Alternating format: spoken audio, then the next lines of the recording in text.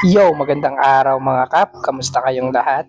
Para sa video na to, meron nga pala tayong tatlong kliyente at ang tatlong clients natin para sa video na to ay naganap last February. So bali, wala nga pala tayo masyadong oras para mag-edit pero kahit pa konti-konti isisingit natin sa oras.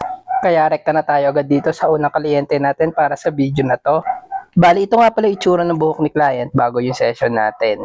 Ang unang client nga pala natin sa video na to ay dati na rin nating kliyente dito sa shop. Si Sir ay nagmula ng Lipa City, Batangas at ito, bumalik siya sa atin para magpagawa ulit. Sa part na to, tapos na tayo mag-partition. Dito kitang-kita nyo naman yung linis na sectioning natin kay client.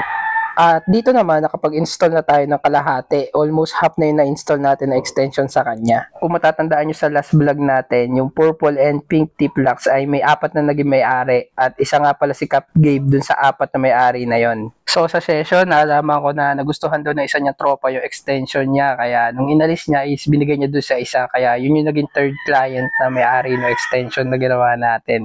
So sa part na to, tapos na tayo mag-install ng extensions ng client. Ang kinabit nga pala natin sa kanya ay basic top head 30 pieces, 6 inches dreadlock extensions with blonde tips. With treatment na nga pala yan, kaya siguradong less maintenance at malambot.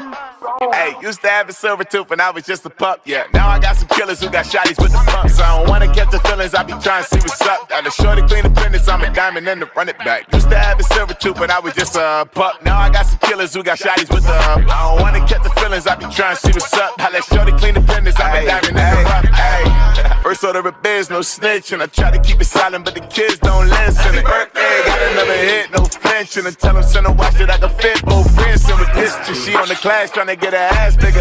She think I'm. Dito naman tayo sa second client natin para sa video na to. Ang gawa natin ay natural dreadlocks with extensions.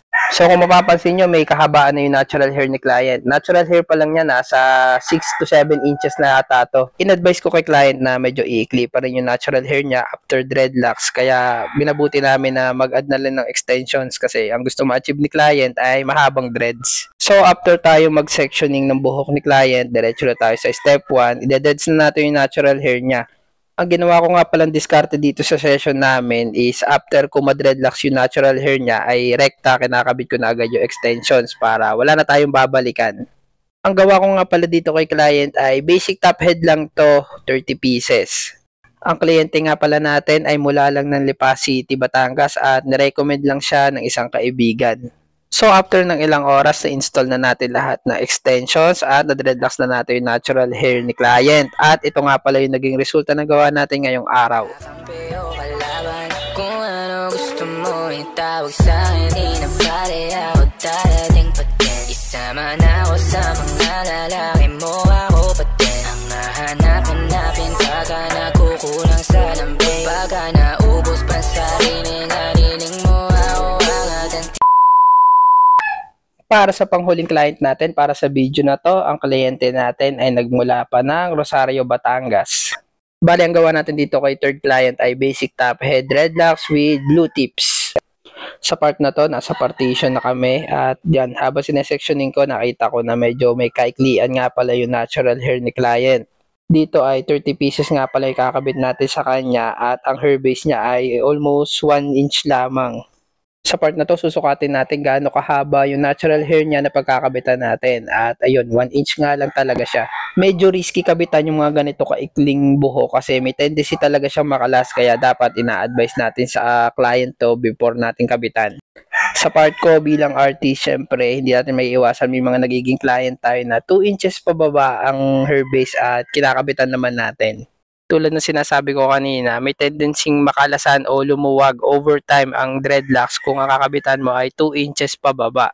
So ako bilang artist, ang ginagawa ko na lang is nagbibigay ako ng free install sa mga ganong klase ng clients na nakakalasan. Hindi ko naman sila sinisingil ng additional.